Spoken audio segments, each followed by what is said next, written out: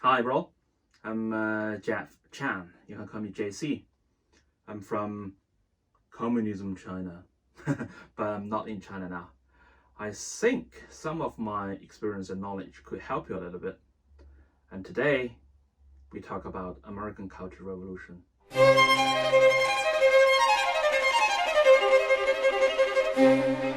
Cultural Revolution is a 10 years political movement happened in communism China from 1966 to 1976. Based on American researchers' paper, at that time there were 36 million people were persecuted. 750,000 to 1.5 million people died abnormally, including being killed and suicide. It is a typical Marxism mass movement which were invoked by lost power former leader to seize the power back. In 2020, I found some similar phenomena, which is very, very familiar to me, happened in the United States.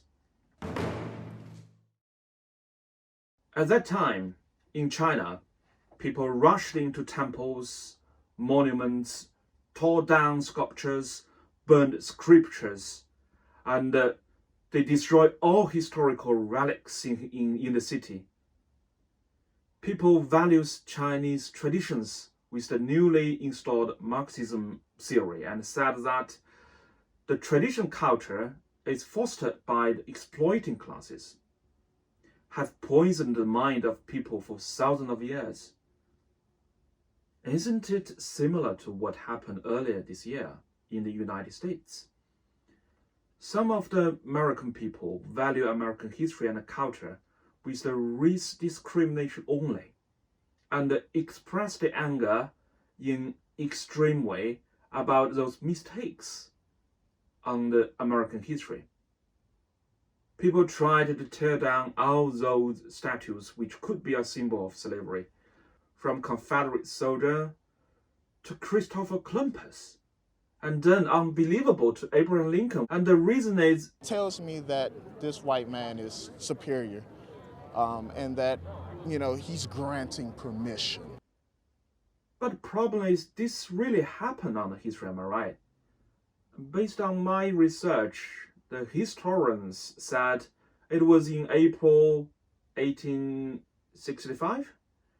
Lincoln visited the fallen capital of the Confederacy, and one of the freed slave fell on his knee.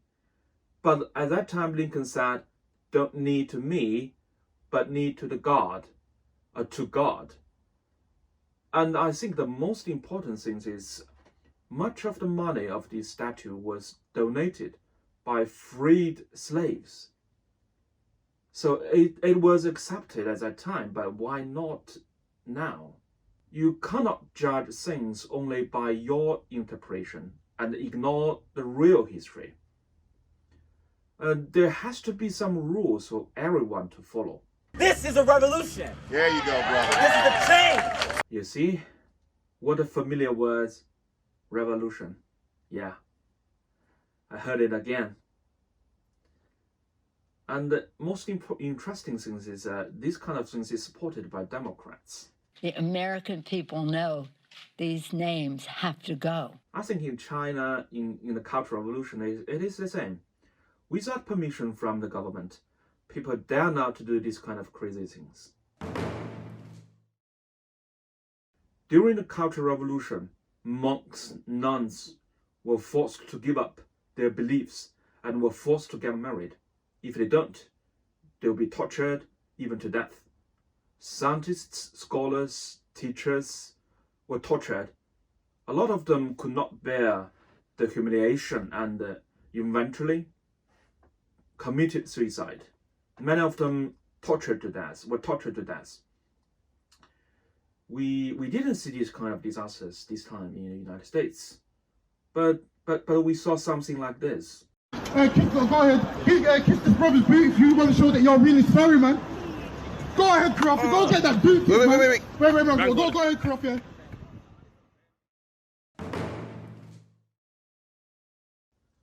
I read some materials and I found that historians said China at that time, during the Cultural Revolution, was in a state of civil war.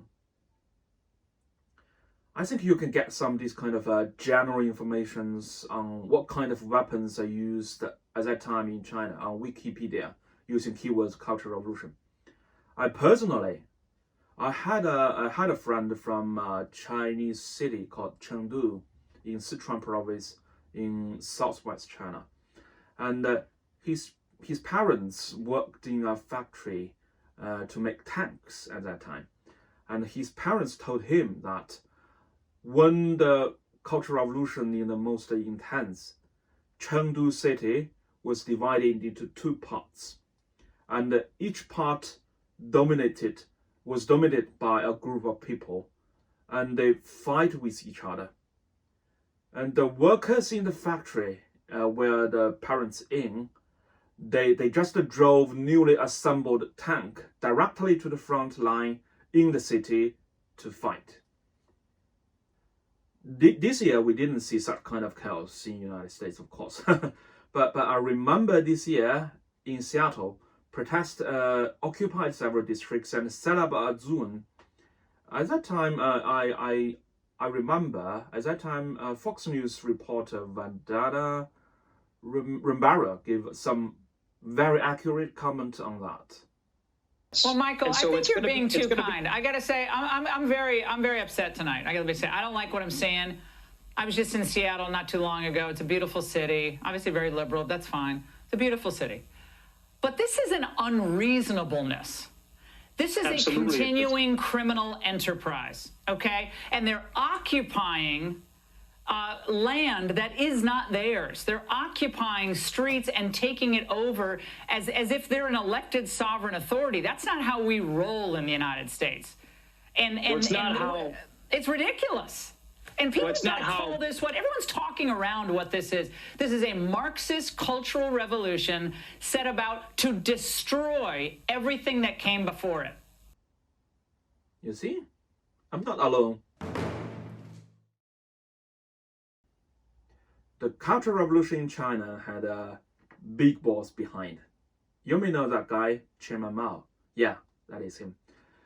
Before the Cultural Revolution, Mao lost his power, lost his top leader position in 1962 because his economy policy between 1958 to 1961 was not successful. Not successful, was a disaster.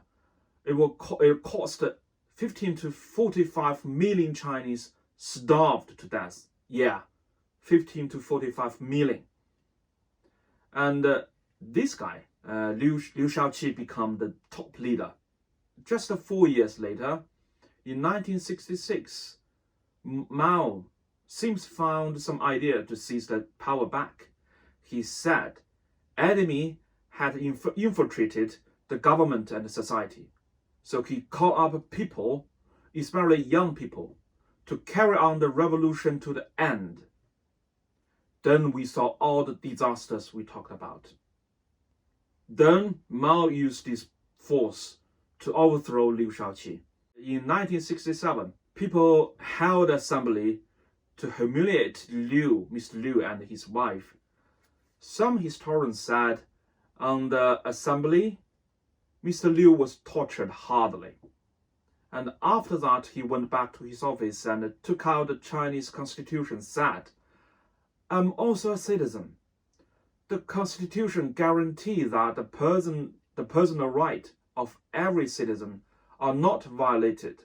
And just 2 days later, Mr. Liu, he lost his position in the government or in the party. He was kept being tortured. And just 2 years later, he died silently, and nobody even know that at that time. Of course, we didn't see such kind of things in this year's election, but what we saw is, although Democrats hasn't won, but they are winning the election by any means.